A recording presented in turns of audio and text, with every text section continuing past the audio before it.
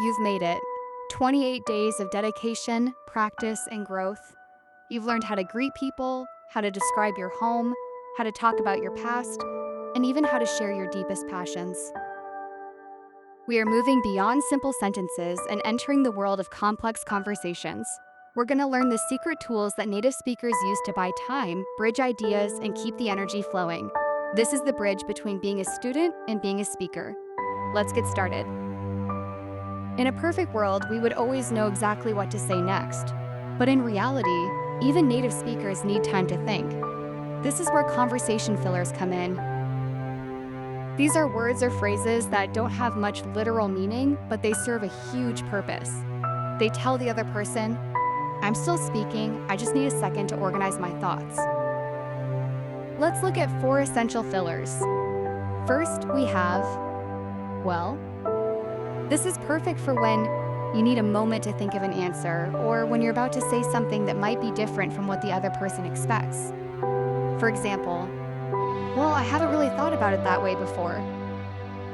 Next is actually.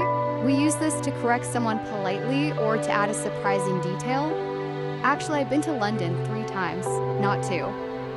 It sounds much smoother than just saying, no, you're wrong. Third is, this is a rapport builder. It's used when you assume the other person understands the context or the feeling you're describing. It was just so loud in there, It invites the other person into your experience. Finally, this is your best friend when you've said something that wasn't quite clear and you want to rephrase it. It's a good movie. It's not the best I've ever seen, but it's worth watching. But fillers only buy you time. To keep a conversation going, you need the art of the follow-up. A complex conversation is like a game of tennis. If you just answer a question and stop, the ball hits the ground and the game ends. To keep it alive, always try to add a piece of information and then toss a question back. Instead of saying, yes, I like coffee, try, yes, I love coffee, especially a strong espresso in the morning. How do you usually start your day? This gives the other person a hook to grab onto. We're moving from question-answer mode into flow mode. Now we're going to do something a little more challenging. I'm going to play the role of an old friend you haven't seen in a year. I'm going to speak to you in long, natural paragraphs. I want you to listen for the fillers I use and the way I transition between topics. After each segment, I will ask you a question. I'll leave a long pause for you to respond out loud. I want you to use at least 1 filler and 1 follow-up question in your answer. Don't worry about being perfect. Just focus on keeping the conversation moving. Oh my gosh, I can't believe I ran into you here. It's been, a year? You look great.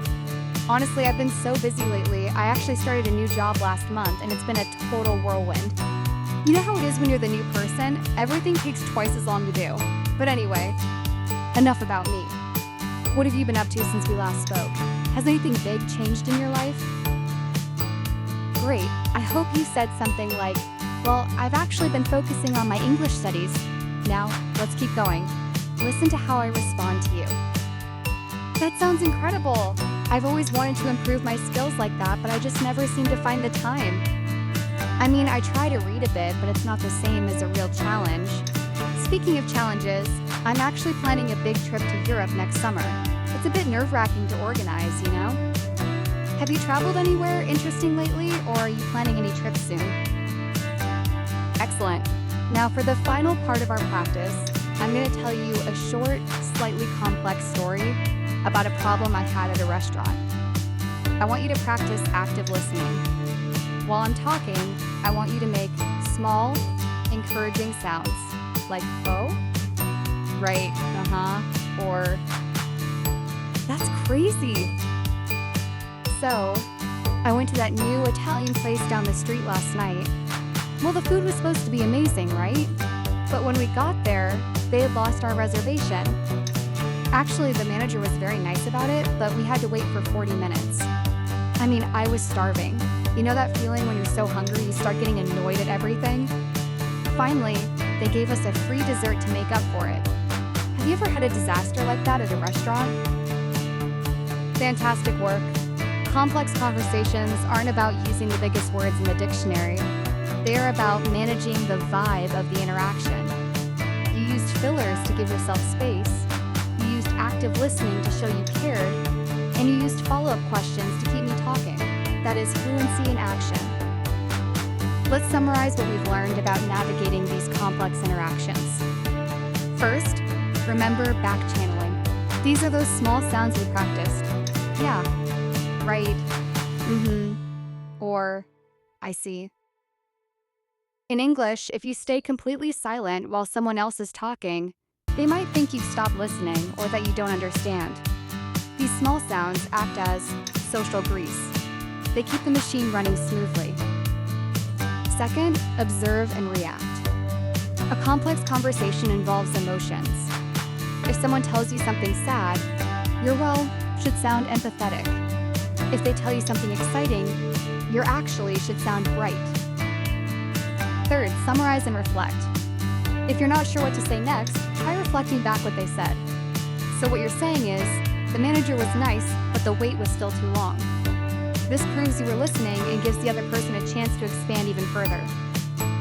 This is the ultimate strategy for when you feel like you're running out of things to say. It places the work of the conversation back on the other person while making you look like a brilliant listener. We are just 24 hours away from the end of our journey. But before we get there, you have one final major task.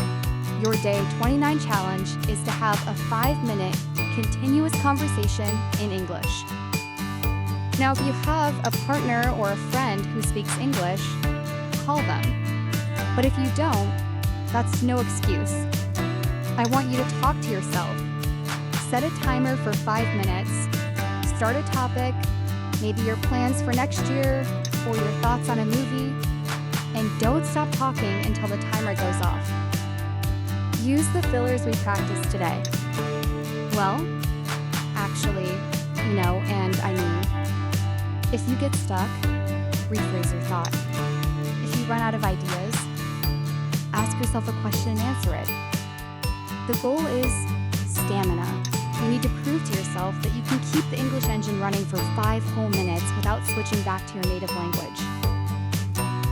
You have done the hard work.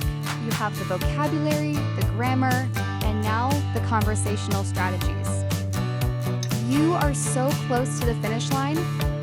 In the comments below, tell me one filler word you find yourself using the most, or let me know how your 5-minute talk went. Was it harder or easier than you expected? Subscribe and hit that notification bell because tomorrow is day 30.